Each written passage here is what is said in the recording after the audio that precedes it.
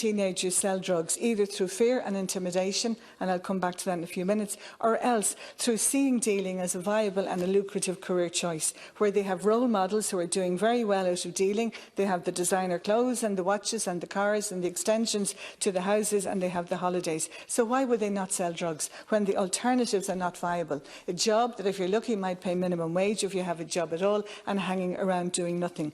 Now, I want to qualify that by saying that we do have positive work going on in the North Inner City through the Programme Implementation Board under the chairmanship of Michael Stone. But it is going to take years before the long neglect of the North Inner City is reversed. But the good work is going on, and there's a more positive atmosphere in spite of the many challenges. And some of the progressive initiatives are to do with education and with work, because we know how important it is for young people to stay in school, and for those who can and who want to progress to further education, and that there are alternatives for those who don't want to follow up on apprenticeships, etc. And we're seeing movement on that, and also through the youth projects. For example, a project that's called Career Leap, where they are working with firms and businesses in the area who provide apprenticeships, who provide mentoring, who provide work experience, and also provide jobs that have a future. And there's other, positives going on. We have the Inclusion Hub, and we have progress on case management and stabilisation beds, etc. So all of that is important. But to me, the invaluable work has to be on prevention, education, awareness.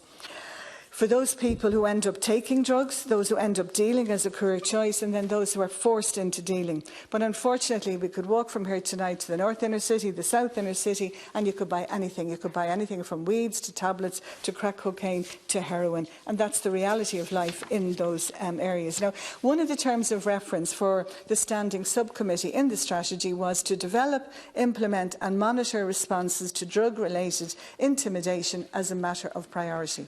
So it's lack of implementation of the government strategy that has led to this bill here tonight. Now, it's very hard to describe the fear, the real fear that's being experienced by people whom I know in the constituency that I represent. You have dealers bursting into homes, sometimes mistakenly, but other times it's into family, friends, partners of the addict who owes money, or the dealer who isn't paying up.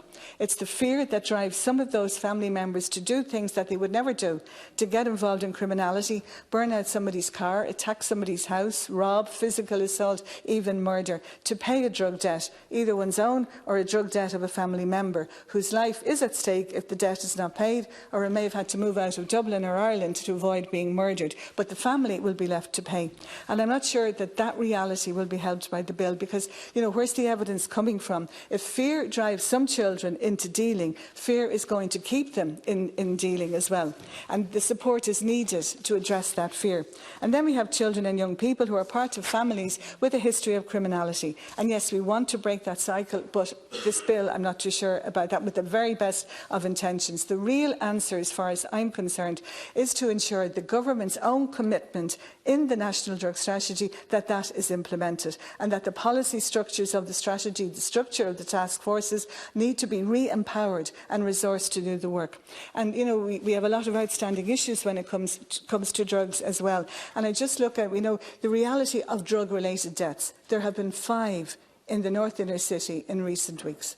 And the HRB will bring out their report, I think it's due now, but that's going to be about drug-related deaths 2 years ago. Because of the legislation around the coroner in this country, we're not getting up-to-date information. We need a Young People's Facilities and Services Fund targeted at those who are getting into this criminal behaviour, and it's working with them to get them out of what they're doing and to support them, especially those who are under intimidation and under threat if they continue dealing. And we did have one programme. We were involved in the North Inner City. The PIB supported it in 2 of the local second-level schools. The evaluation was good because we had trained outside facilitators coming in who understood what the issues were, because an overall programme for schools is not taking into account that some of our young people are living with this every day.